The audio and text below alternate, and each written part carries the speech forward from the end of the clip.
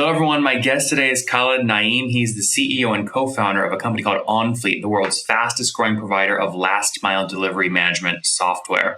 All right, Khaled, you ready to take us to the top? Let's do it. All right, man. So this is a space people would think and assume has benefited from COVID. People need more help delivering. Everyone's ordering online. Things are delivered. Are you seeing a spike?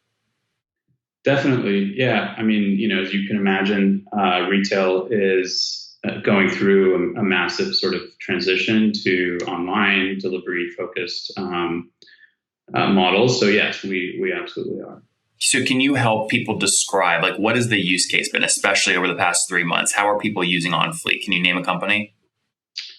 Yeah. So Drizzly, we announced recently, they're an alcohol delivery service. They've always been focused on delivery, but many retailers are basically people use Onfleet to deliver goods locally. So our customers are companies that have some sort of a last mile delivery operation, and they use our software to help them manage their fleets of drivers. So routing, dispatching, real-time tracking, analytics, proof of delivery, customer-facing communications. So, any retailer that's looking for new ways to distribute, to get their goods out to their customers, can benefit from creating a pool of drivers and using Onfleet to deliver to their customers. So, are the pool of drivers on your payroll full time? Are they contractors, or are they on your customers' payroll full time?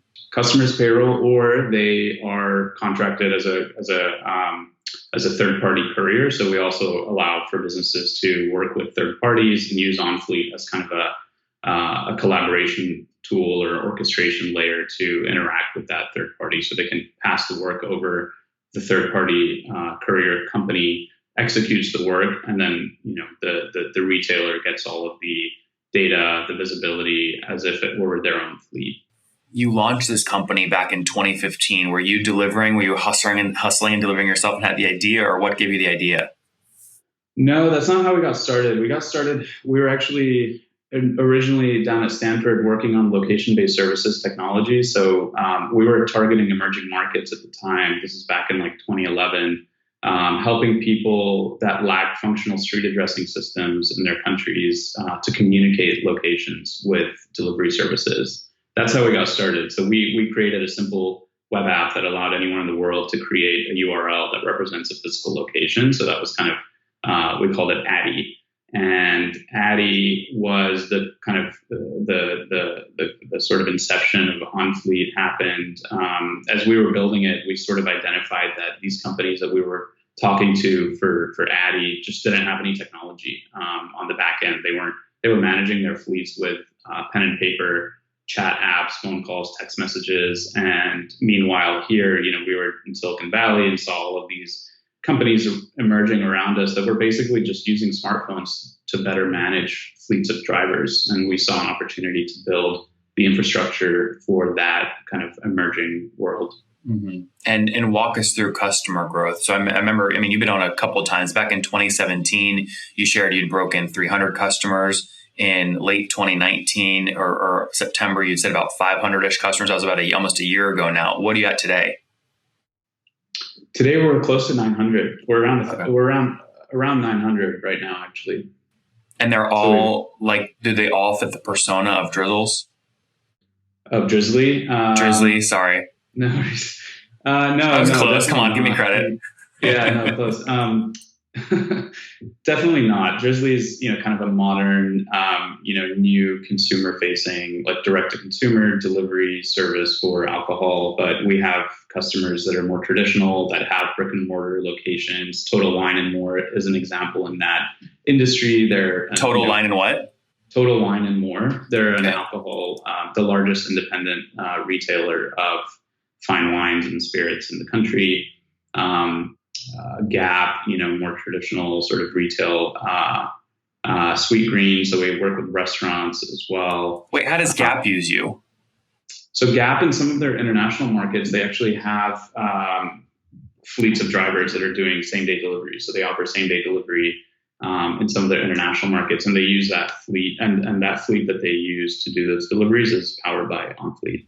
Interesting. Okay, so using the Sweet Greens example, I'm just thinking, well, wait, why the heck would Sweet Greens use Onfleet when they've got Uber Eats and DoorDash and all that, and the only answer is the margin profile using you is much better for them? Yeah, great point. So they do also work with Uber Eats and maybe others as well, but I know Uber Eats, and so a lot of retailers, a lot of restaurants are adopting a hybrid model where there is sort of omni-channel, right? They need to take orders in from however they can, especially now, and but because of the margin profile of having their own drivers, especially if it's a larger order like a catering order, then it makes sense to have their own fleets of drivers and to use Onfleet to manage those workers. The cost is a lot lower when you're talking about a large order. So can we just role play for a second? I'm Sweet Green. I have a new $100 order. I'm going to use Onfleet. Can you sort of build a little mini P&L for us? Well, so the biggest cost is going to be the driver, right? So you have a driver on payroll, depending on how, your location and how you pay them. The driver is going to be the biggest cost. Usually they're bringing their own vehicle. Okay. In this day and age with kind of the gig economy, drivers, show up with their own vehicle. So you're not leasing or paying for that vehicle or dealing with maintenance. If you look at the P&L for the trucking industry, those are big line items. There's fuel costs, there's vehicle leasing, maintenance, et cetera. In the gig economy, sort of local last mile delivery, typically the largest cost is paying for the driver. So say, 15, 20 bucks an hour. I got that, but what does Onfleet take out of a $100 order? So we don't take a margin. So that's the nice thing about Onfleet is we charge you based on the feature set that you need within the software. It's a SaaS model. So we talked about this last time, but it's, depending on the feature set and the task volume. So we do, charge you based on the delivery volume, but we don't care if you're delivering something for $10 or $100. Yep. I wanted to give you a chance to kind of explain that, because I think that's a massive arbitrage play for anyone that needs last mile deliveries. You do not, maybe your VCs would argue you should, but you take no percent of sale. It's based off number of tasks processed through the system in a feature set. Correct. Yeah. And, we're not driving the sales, so, we can't really command a margin. And we don't even know the value of the items that are going through. All we care about is the volume of deliveries, the number of transactions. And, when a driver starts a delivery, completes it, we say, okay, that's one task.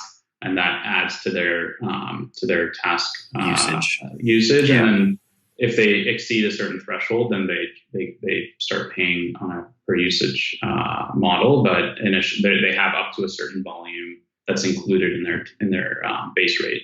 Last September, you told me each customer was paying somewhere around $800 on average per month. Is that still about the sweet spot? That's the average?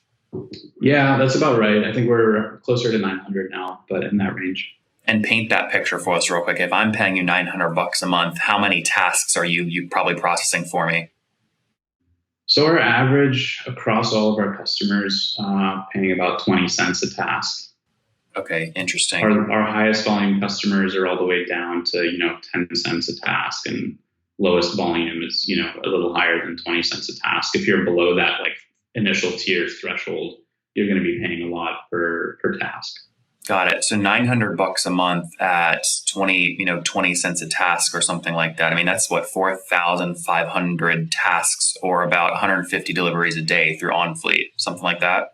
Yeah, that sounds about right. Obviously, the distribution is pretty much across the board. I mean, we have customers doing hundreds of thousands of deliveries a month, and customers doing hundreds a month. So it varies pretty dramatically across customers. But yeah, that sounds about right. How many across all your customer base? How many tasks last month across the entire base?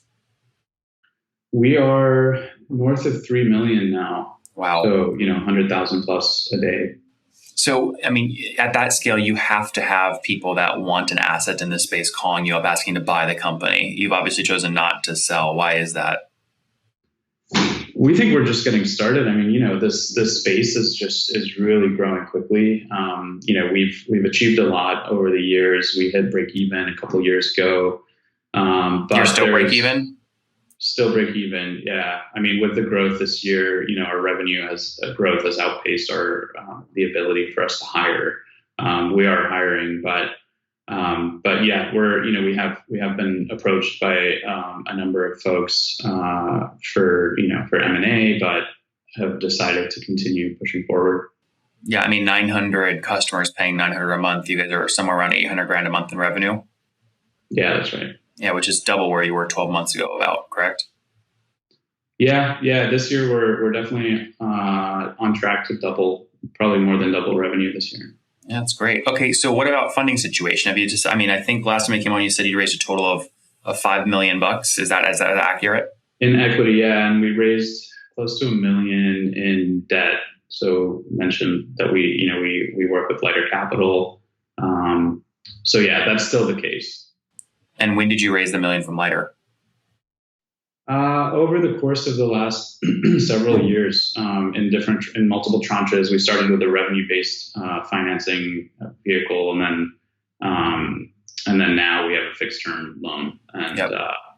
And that was, I think, late 2018, maybe. Yep. Very cool. And so talk to me about capital needs moving forward. I mean, do you see places you can invest to drive growth? Would you raise additional capital if you have that as an option? Yeah, so we're kind of certainly looking at raising now. We wanted to get the business to a point where it could stand on its own two legs, and we don't need outside funding, but we are at the point now where it looks like there's a huge, exciting market opportunity to go after, and we would raise some capital. We'll be announcing something in the near future to that effect. Oh, that face tells me something's cooking. We'll look forward to that announcement. What's the right amount? I mean, do you have an amount you're targeting? Like, if you're going to raise, you might as well have a target and have a plan for it. Is it 5 million, 10 million, 40 million?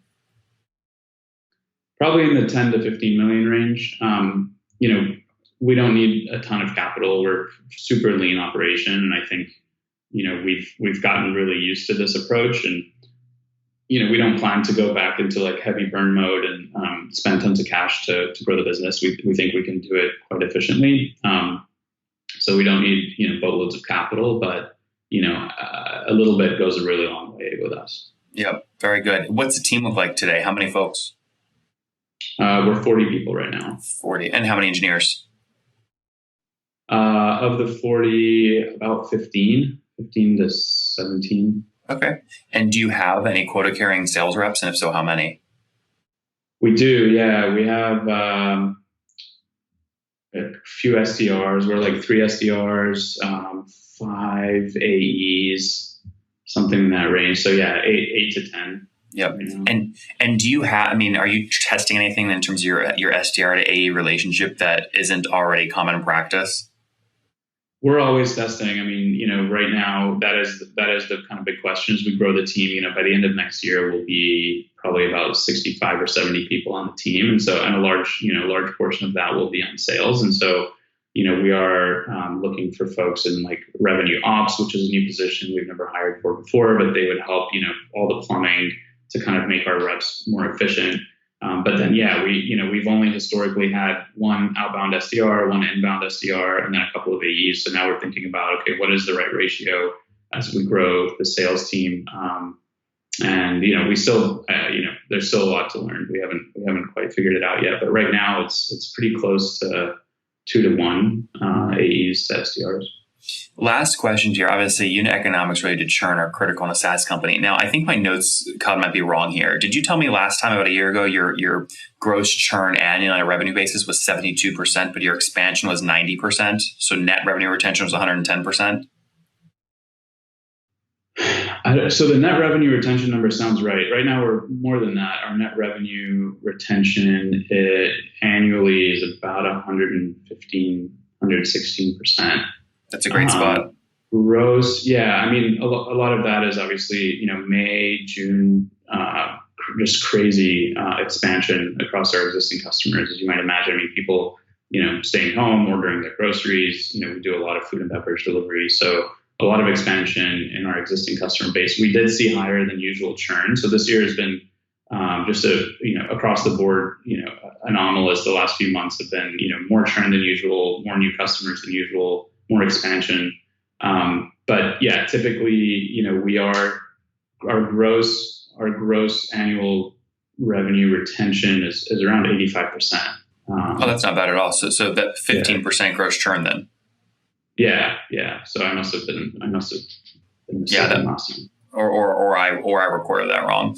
Okay, so 15% gross churn annually, 30% expansion puts you at 115% net revenue retention. A lot of interesting dynamics at play. Or anything that you want to touch on that we haven't already touched on?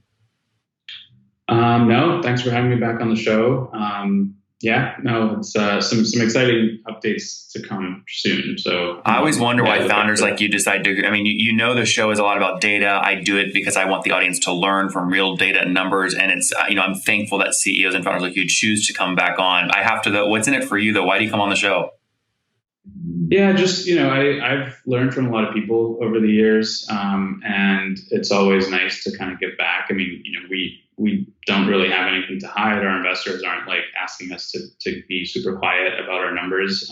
You can kind of put the pieces together and see we've been on like the Inc. 5000 and things like that. So we've had to disclose our numbers. So yeah, no, it's my pleasure, and hopefully your audience learns a little bit. All right, let's wrap up here. Rapid fire, famous five. Number one, favorite business book. I just started reading Meditations by Marcus Aurelius. It's not really a business book, but I think a lot of learnings. People would argue. There's a lot of people who would say that's a business book. You have to let me know what you think about it. Okay. Number two, is there a CEO you're following or studying? These days, Bill Gates. I don't know. I guess he's still a CEO, but always been a fan of his and really interested in sort of how he views the world. Number three, what's your favorite online tool? I remember this from last time. Last time I actually said Gusto, I think, and we are moving away from Gusto. We've just kind of reached the point where we're outgrowing them. I think favorite tool generally, I mean, these days it's have a good lawyer. That's been a really useful tool for us in the last few months. Number four, how many hours of sleep are you getting every night? Trying to keep it around 7 or 8. And situation, married, single, kids? I'm married. Any kiddos? No kids. No kids. How old are you? 35. 35. Last question. What do you wish you knew when you were 20? When I was 20, let's see, that was,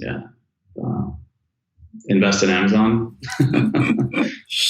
Guys, there you have it. Onfleet.com, helping folks that have some sort of delivery component as part of their business. They help them make that happen, providing them software. They processed over 3 million tasks last month. They now have over 900 customers that pay on average $900 a month. So call it 800,000 in MRR, up from 400,000 just a year ago. So healthy growth, about almost a $10 million run rate right now. $5 million raised, looking at potentially raising another 10 to 15 million here shortly. We'll see what happens with their team of 40. Khaled, thanks for taking us to the top. Thanks, Nathan. My pleasure. One more thing before you go. We have a brand new show every Thursday at 1 p.m. Central. It's called Shark Tank for SaaS. We call it Deal or Bust. One founder comes on, 3 hungry buyers, they try and do a deal live, and the founder shares back-end dashboards, their expenses, their revenue, ARPU, CAC, LTV, you name it, they share it. And the buyers try and make a deal live. It is fun to watch every Thursday, 1 p.m. Central. Additionally, remember, these recorded founder interviews go live. We release them here on YouTube every day at 2 p.m. Central. To make sure you don't miss any of that, make sure you click the subscribe button below here on YouTube, the big red button, and then click the little bell notification to make sure you get notifications when we do go live. I wouldn't want you to miss breaking news in the SaaS world, whether it's an acquisition, a big fundraise, a big sale, a big profitability statement, or something else. I don't want you to miss it. Additionally, if you want to take this conversation deeper and further, we have by far the largest private Slack community for B2B SaaS founders. You want to get in there. We've probably talked about your tool if you're running a company or your firm if you're investing. You can go in there and quickly search and see what people are saying.